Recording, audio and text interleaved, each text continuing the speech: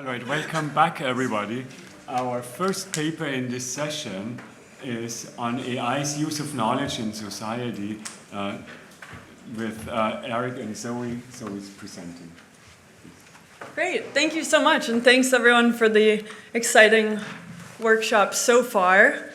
What we'll be talking about today is the potential for transformative AI to transform the structure of economic decision-making in firms and markets. And in particular, we'll talk about how transformative AI invites a reappraisal of some canonical arguments for the economic efficiency of decentralization. So just to all get on the same page, organizations and markets are information processors, which take in information and knowledge and produce allocation decisions. And of course, this gives rise to a crucial principle in all of organizational economics and thinking about the boundaries of the firm, which is that it always makes sense, or often makes sense, to co-locate knowledge and decision-making, give decision-making power to those with the relevant information. But then, of course, this principle gives rise to a tension between decentralization and centralization.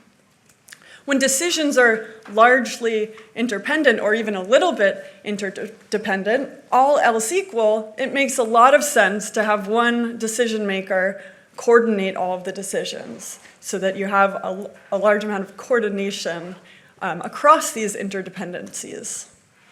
On the other hand, going back to Hayek, whose famous essay titled "The Use of Knowledge in Society" we are largely inspired by, he argues that, of course, all else is not equal. A lot of the information that we need to produce allocation decisions is dispersed, it's tacit, it's uncodifiable, and so often decisions are best made locally. Another way of putting that, just to kind of hammer the point home in language that will be more amenable to formal analysis, local information is often inalienable. It's trapped in particular physical locations, in particular minds, in particular circumstances of time and place, as he says. In addition, information processing capacity is often bounded, right? If you give me all of the information that Amazon has about who's buying what, I, with my brain, cannot process all of it to decide how to stock Amazon warehouses. And what we'll be arguing today, through a really simple property rights type framework, is that transformative AI really begins to erode these premises. It begins potentially to erode the idea that local information is always inalienable and that information processing capacity is bounded. So I'll spend most of the time today focusing on this argument, which will advance with the scaffolding of an incomplete contracts framework. We'll talk a little bit about counter-arguments, and I think we'll have more of a chance to talk about counter-arguments in the discussion. We'll also give a little bit of early empirical evidence, though we're not supposed to focus too much on what's happening right now for the premises of this conference. And then we'll close with some concluding thoughts on what this means for politics. So, as I said, we'll be working within a kind of textbook incomplete contracts framework with two agents and two assets. We'll think of one of the agents as an entrepreneur or a local manager, and the other agent is a headquarters, the kind of central node in some broader organization. One of the assets will be a physical asset, a tangible asset of some kind, and the other will be an information asset, which is initially possessed by the entrepreneur. To make this concrete and to fix ideas, we could think of the physical asset as some kind of retail store, and the entrepreneur is a local manager, and the headquarters is the headquarters of some franchise. The information asset here could be local knowledge possessed by the entrepreneur about local demand, local customs, potentially some local relationships. Now, of course, the key idea of an incomplete contracts framework is that the residual right of control, whichever agent here has the residual right of control, is going to influence the incentives to invest for both parties, right? So here, the ownership regime is what we'll call rho, which maps each of the assets into one of the two agents. And again, this is nothing particularly new here. Once the ownership regime is determined, the agents make their investment decisions, taking into account the potential for unforeseen contingencies that bargaining will break down, and therefore taking into account whoever has the residual right of control. Importantly, we're assuming here that there can be no production at all unless both assets, the physical asset and the information asset, are both present. And that's relevant both for the joint surplus, which we'll call V, and the solo surplus, what each agent can do on their own if they have ownership of those assets. So we're going to compare two cases now. The first case we'll think about is maybe the case that Hayek had in mind, where information is inalienable. It cannot travel easily across boundaries of the mind, across boundaries of time and space. And because this information asset is inalienable, we only have to consider regimes in which the entrepreneur continues to operate that asset. And what we're really considering here is what happens when you shift control over the physical asset, which, again, we can think about as the physical store if we're imagining some retail chain. So I'm going to go through all of this pretty quickly. It's in the paper, and all of this is sort of the usual intuition from incomplete contracts. When the entrepreneur owns both of the assets, notice that there's an extra term in their first order condition. When they are optimizing and choosing their investment level, they are going to choose a higher level of investment because they are foreseeing that in the event that bargaining breaks down, they will be able to continue to operate that store and continue to reap the benefits of the investments that they've made in the joint surplus. Whereas on the right-hand side, the headquarters will not be taking that into account because they will not be able to operate and will not be able to reap any benefits of the relationship-specific investments they made. So there's a very clear story here that when the information asset is inalienable, then we know that the entrepreneur's ownership or decentralized ownership yields higher joint surplus. Let's now think about the case, which we think is a reasonable case as we begin to see what transformative AI is capable of, which is that information assets are in fact more and more alienable. And this can come through a few different channels. On the one hand, transformative AI has the ability to digitize explicit knowledge. We see this in benchmarks that measure knowledge on like specific PhD level tasks, like GPQA or the MMLU. These are sort of knowledge-based benchmarks that large language models are doing very well on. Transformative AI is also beginning to codify tacit knowledge, so things that we used to think of as very hard to describe and you can't really communicate them in rule-based ways. Well, now we have codification of various forms of tacit knowledge, like language learning, like driving a car. AI is learning how to do these things. And of course, there are forms of knowledge that are being discovered by TAI that were never even able to be represented in a human brain, especially in the medical domain. So now let's see what happens in our framework when we compare the case where the entrepreneur owns both assets to a case that is now made possible by transformative AI, a case where this information asset can be moved to the headquarters. Here, we have a very different story than the story that we had before, which is that when the information asset is inalienable, now the surplus maximizing regime will depend on the marginal values of the two investments. And also, going back to what we said in the beginning, if there's any sort of interdependence in interdependence in decisions, then centralization will often weakly dominate, for other reasons as well, even if these marginal investments are sort of up in the air.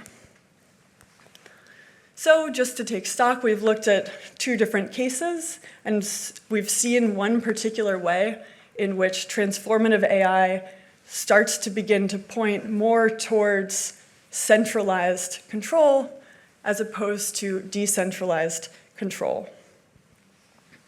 We'll mention one more potential channel through which transformative AI may be pushing economic efficiency toward centralized control, and that's this point about information processing limits. As I said in the beginning, if you give me all of Amazon's data and I don't have any access to statistical models, I can't do all that much with it with my one brain.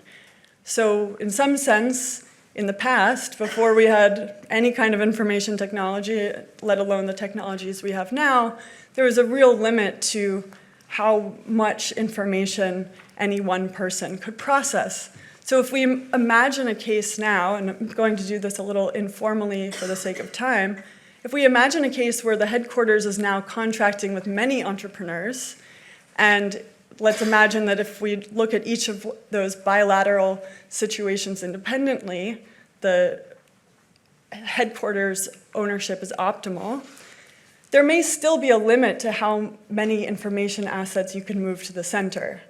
And yet, as transformative AI pushes this bound on information processing upward, we see that more and more information assets can be moved to the center. So again, yielding new possibilities to tip the scales toward centralized control over assets and decision making. So those are the two channels that we want you to be thinking about when we think about the new possibilities for centralized control. And now we'll talk a little bit about the potential countervailing forces that may push against these two forces that we've outlined here. Well, first of all, I can imagine that some of you are thinking that there are limits to the kinds of knowledge that can be codified. That's definitely a theme of today.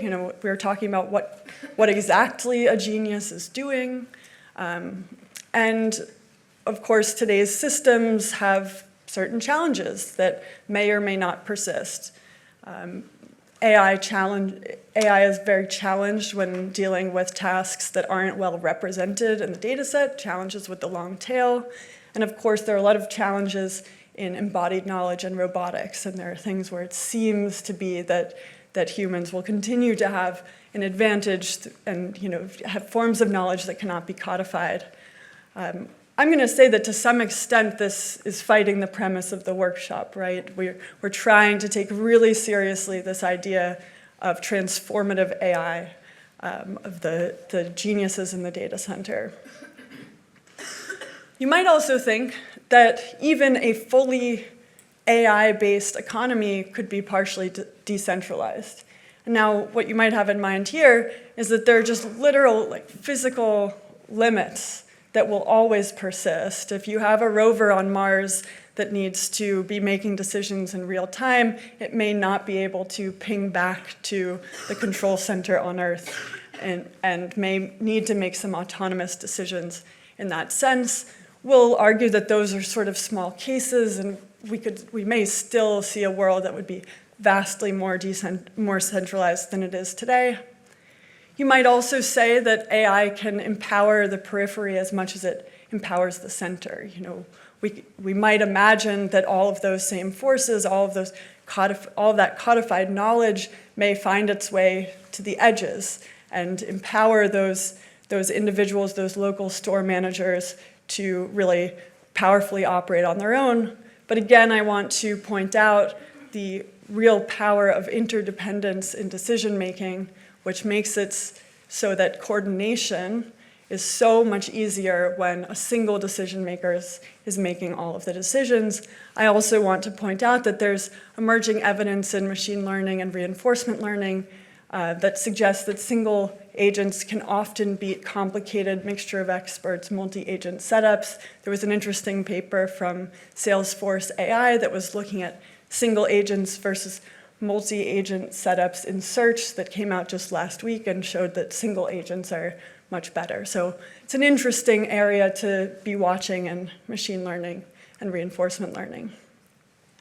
The last point I want to make that we can come back to later on is that there may be legal requirements and other forms of regulation that naturally put a limit on how much centralization there could be. Antitrust, occupational licensing, and other sorts of legal frameworks and ideas, like whether AI will have certain legal rights to hold bank accounts or to have various forms of personhood or various forms of liability. All of those decisions and legal frameworks will really affect the degree of centralization that is possible. That seems absolutely correct, and those sorts of questions are more in the realm of politics than economics. Here, we're advancing an argument about economic efficiency and what kind of direction economic efficiency will push toward. And I have to say at this point, it's a little late in the talk to mention that, of course, we're not the first people who have ever made these kinds of arguments, right? I mean, this is a long debate that goes back to the socialist calculation debate, and of course, Hayek sort of won that. Of course, there's a war fought over these ideas. That was the Cold War, which in some sense decentralization won. There were ideas about how computers could run an entire economy from a control center, which is this picture, which is Project Cybersyn from Salvador Allende's Chile, which he didn't get a chance to see play out, and it failed. So we might be asking, is this time different? Why should we think that there are new possibilities for this kind of centralization on a massive scale when all of these things have failed in the past? Well, we think the technology is fundamentally different, and we also think that there are forms of centralization that are on a nearly national scale that are already happening today. This is Walmart's headquarters in Bentonville, Arkansas. It looks really nice. There's a rooftop bar, 7 miles of biking and hiking trails. And Bob Hall said it best when he said Walmart is, in some sense, the epitome of central planning, right? I mean, it's really incredible to think about how they managed to organize this national retail chain from one massive headquarters in the middle of the country. There's also rising concentration, which we could think of as early indicators that things are moving in a more centralized direction. It's really interesting to hear some leaders of highly leveraged AI native startups talking about their strategy, which include, instead of creating specialist silos, they hire versatile generalists who can solve problems across domains. And just to be really clear, as we move into this concluding section, this is a positive argument. We do not at all think that centralization would be a good thing. In fact, we're quite concerned about the potential implications of a highly centralized economic decision-making world. And there's a literature on the various ways in which economic power begets political power. And of course, we're concerned about how this could lead to decreases in incentives to invest in human capital and what that erosion of education might mean for democracy. And just want to kind of remind us all here, we're revisiting this key tension, trying to understand how things have shifted since Hayek wrote his famous essay and how things could shift further with transformative AI. And we really just want to highlight that, Hayek had an economic message as well as a political one. He, in connection to his ideas about economic efficiency and what decentralization could promise in an economic sense, he was also thinking about what decentralization could promise in a political sense. And what this suggests to us is we might have to think really deeply and try to undo some of our intuitions that might come from a different technological era.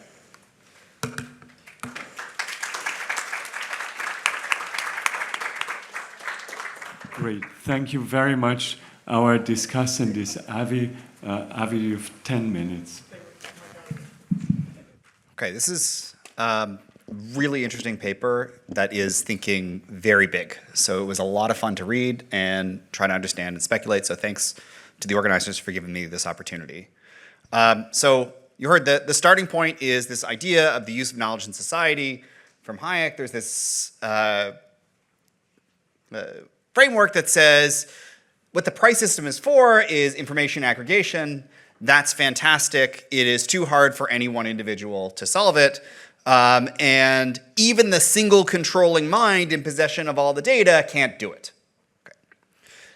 Now, in the 60s and 70s, there started to be a pushback on this idea, though we felt that, IBM might solve the problem, or central planning might solve the problem, and there was a genuine worry that, it wasn't obvious in the 70s, as far as I understand, that the Cold War was going to be won by the United States and its allies.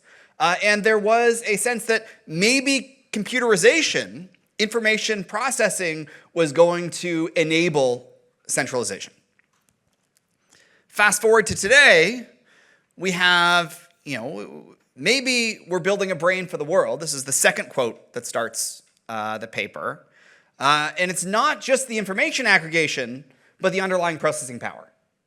And with information aggregation and processing power, enough knowledge, a transformative AI could surpass the ability of the pricing system to allocate resources. Yes, the pricing system is amazing, but let's face it, it's not perfect. Maybe the machine can do better. And so this assumes a centralized large system. And so the takeaway from Brynjolfsson and Hitzig is that power accumulates. Then they do a model. So that's the intro. And the model is a little more modest. That's what models have to be. And it says, well, let's start with a two-party and complete contracts framework. Thinking about an HQ and a franchisee. And eventually they go to multiple franchisees. And we're going to assume that AI codifies previously tacit local knowledge that the franchisees had. And we're going to assume it also lowers the cost and raises the benefit of this central information processing. What's going to happen? Mechanically, you can see that we're going to get centralized ownership, centralized decision-making, and if that were the entire economy, a push towards central planning. Then at the back end of the paper, it says, well, economic power leads to political power. And if economic power leads to political power, we should expect a more centralized, authoritarian model of governance, and perhaps even the end of good education. Okay, it's pretty dark. It's so dark, as I read it, that I don't think science fiction is dark enough. I could not find an example that crossed 1984 with the machine in control and sort of controlling all of us humans. So that's a possibility. There's nothing in this paper to argue that's not how this thing could play out.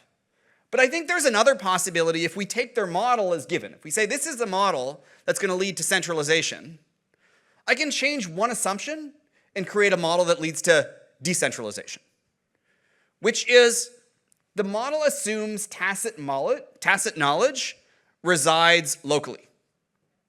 But many of the things that AI does are not the things that are about the local entrepreneur. They're about the things that occur in headquarters.